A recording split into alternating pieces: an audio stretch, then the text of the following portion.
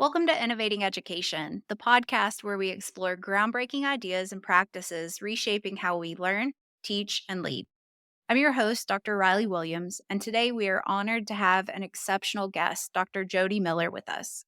Dr. Miller is the director of Coral Reef Academy in the U.S. Virgin Islands. She's dedicated over 2 decades to revolutionizing special education leadership. Her career has been defined by a steadfast commitment to fostering access to transformative educational services for students with unique needs. With a strategic focus on operational excellence and program expansion, Dr. Miller has led multiple teams through the launching of innovative programs tailored to the specific challenges faced by diverse communities.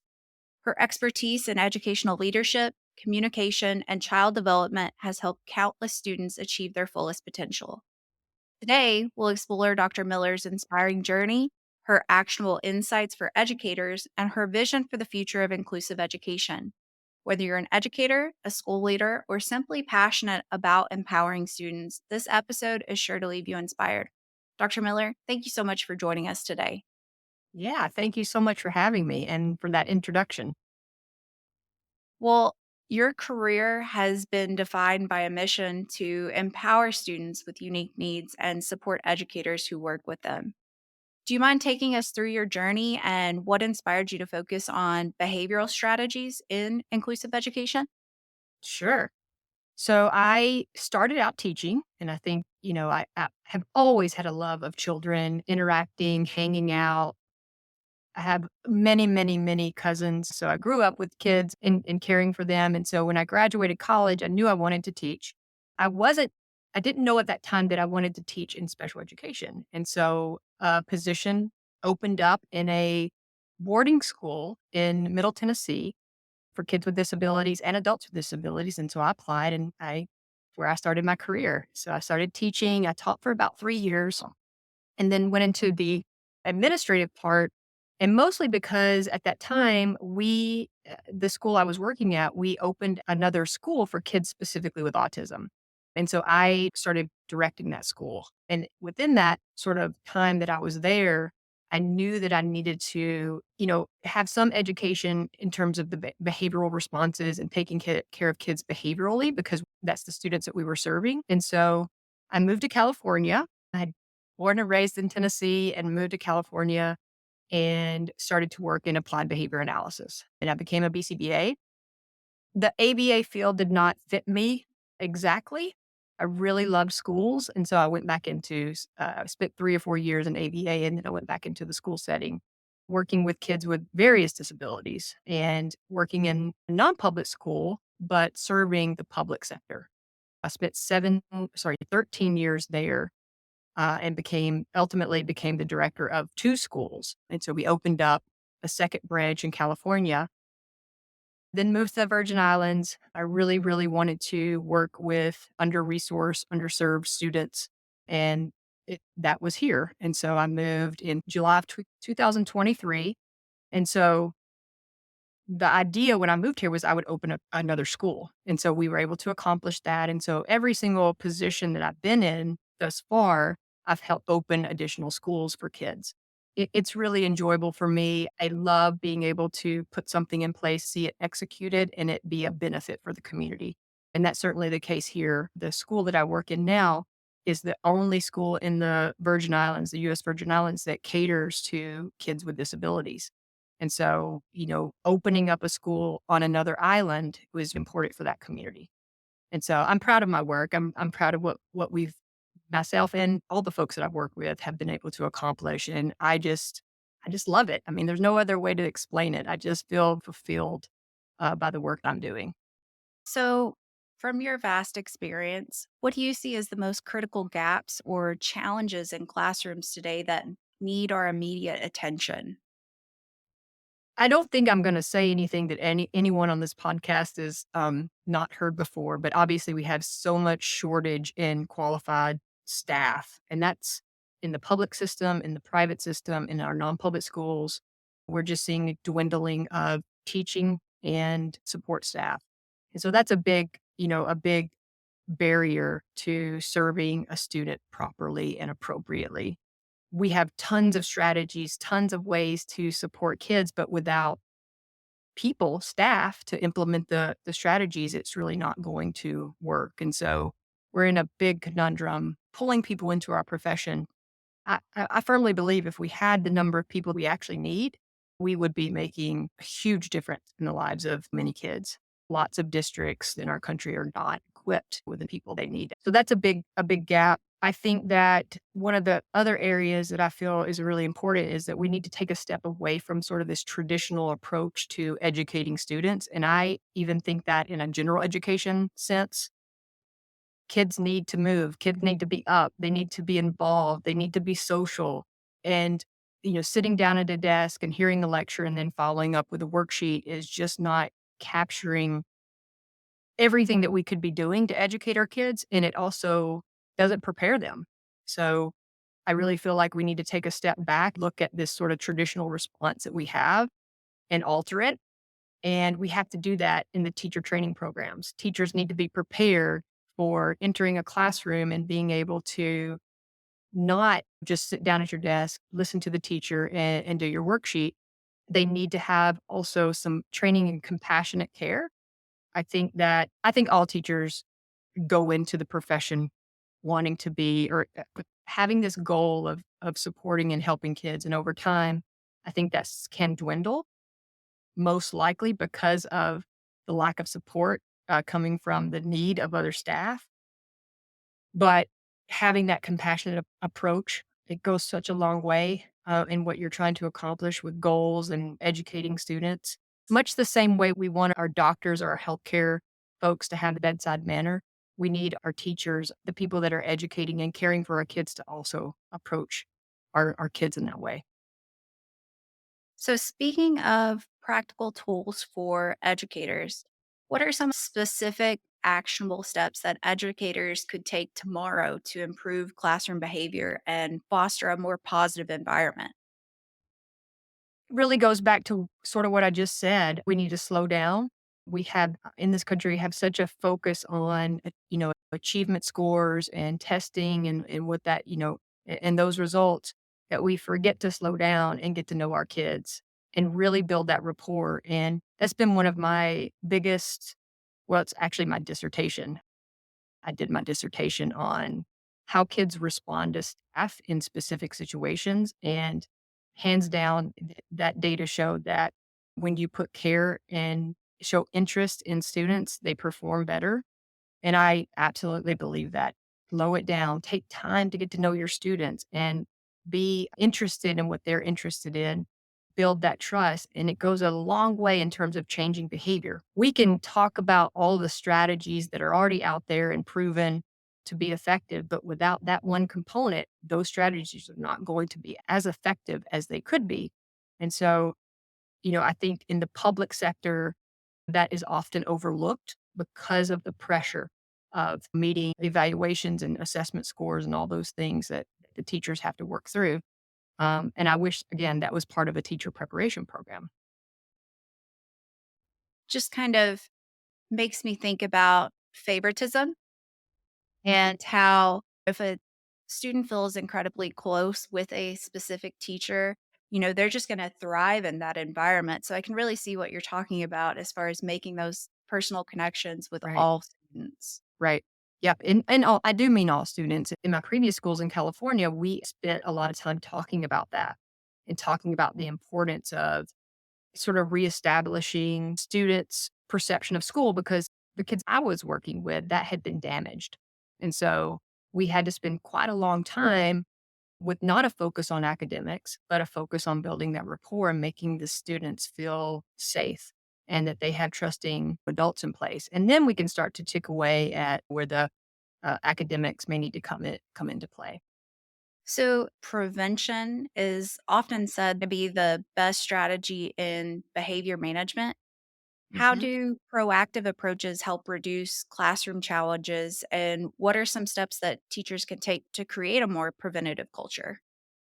Yeah. So because I'm a BCBA, I absolutely believe in antecedent management strategies. I think we should be aware of triggers and circumstances that could have the student begin to struggle. Obviously, as a teacher, you need to know that information.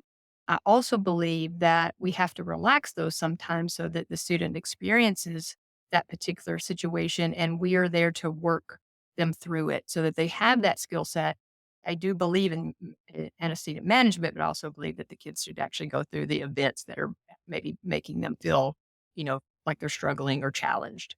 I think the other big strategy is having communication and collaboration with the family and knowing what is going on in the home so that when a student arrives at school, you're prepared to receive them, that last night was an excellent night.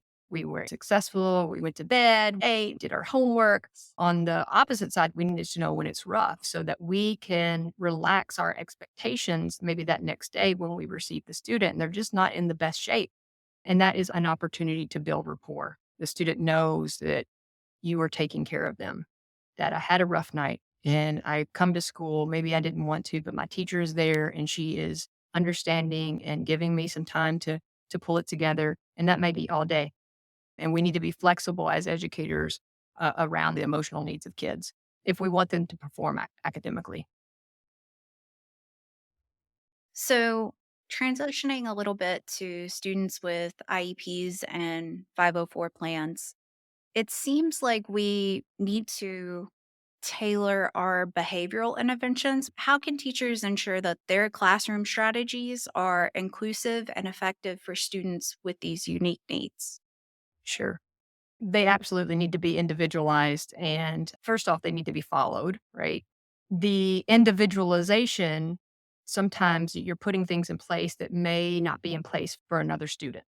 And so it's really, really important to talk to your group about why those things are happening.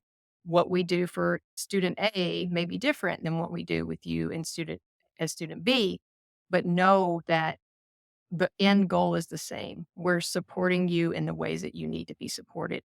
And I feel like over the course of my career, having those conversations with our students, it goes a long way. They are understanding, believe it or not, many things you're trying to do in class if you just talk to them about it. There are all kinds of strategies you can put in place, group contingencies, the good behavior game, all those things as a class-wide approach, and those are great. But there may need to be individualized plans in place, and the explanation of why those are in place goes a very long way. That's incredibly just practical advice. Thank you so much for that. Sure. How can our teachers collaborate with other school staff, such as counselors or specialists, to create consistent behavior supports?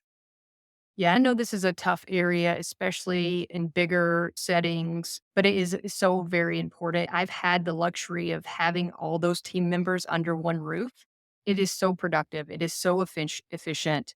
And I wish that happened more in these bigger public settings where everybody is approaching the student with the same sort of response because you're going to get further along if you're responding in the same way. And so the collaboration piece, it has to be a priority. They have to meet, send emails.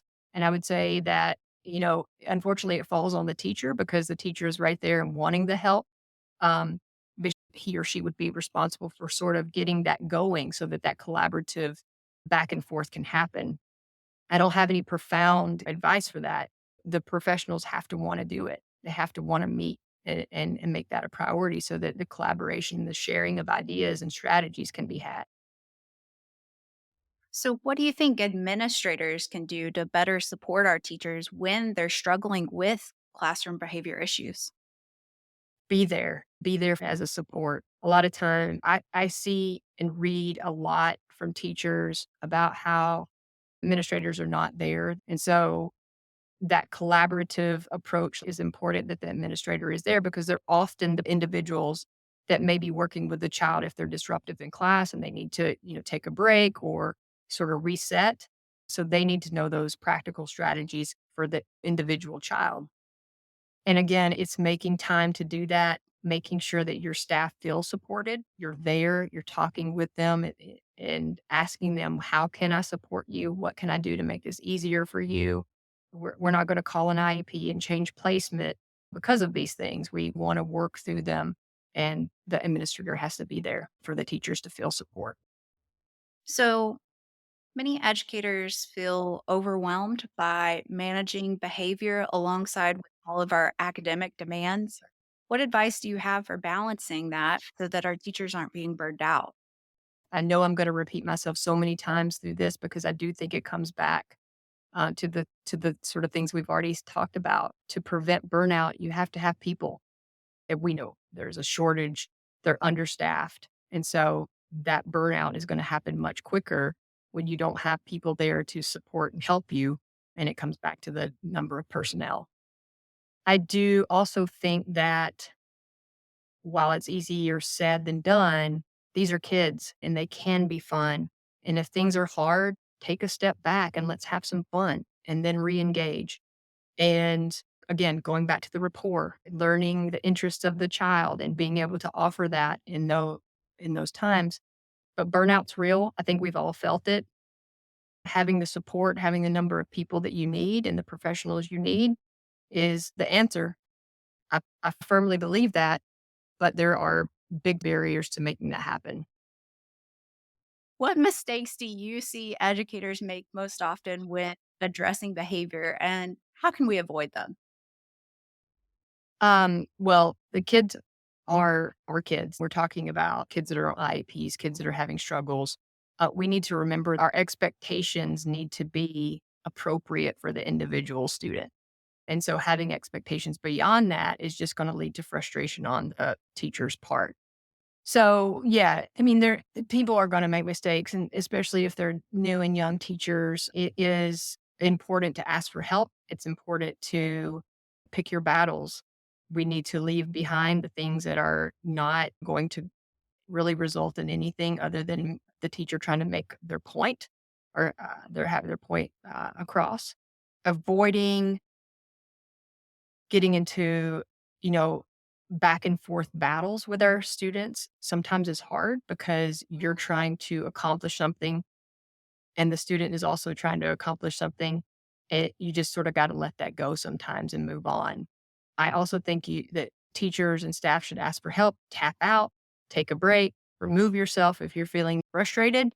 And in fact, in my last schools, we all created sort of our crisis response and what we would do in the moment if we felt like we were, getting too emotionally involved in those situations. And it's basically like a 1 to 3 steps that you can do to sort of preserve your emotional output. And that's highly effective and it works when you practice it.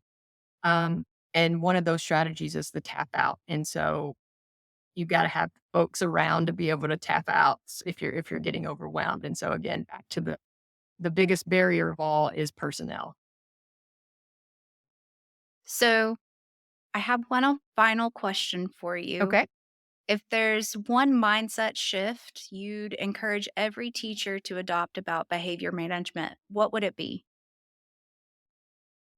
I don't know if I have 1, but I have 2, if that's okay. All Um, right. Yeah. You. it's really just to remember your love of teaching. I mean, you every most of us went into this field because we wanted to teach. We wanted to help our communities and work with kids and I think sometimes if you've been in the profession a while, you forget like why you actually went into the profession. And so remembering, your love of teaching, your love of kids. And then the second thing would be kids aren't bad. You know, kids and labeling or thinking a kid is bad. And I've had people even say that is absolutely the wrong mindset. Kids make bad choices. And it is our job as teachers and educators to help them make better choices in the future. That's very profound. Well, it's the Simple, but truth. very It's the truth. profound, right? Yeah. Yes. Yes. Uh, Well, Dr. Miller, thank you so much for joining us today.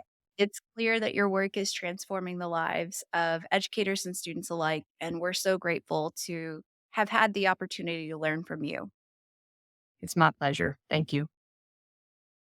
To our listeners, we hope you found today's conversation as insightful and empowering as we did. Don't forget to subscribe to Innovating Education so you never miss an episode. If you enjoyed this discussion, please leave us a review and share the podcast with your friends and colleagues. Thank you for tuning in. Until next time, keep innovating education.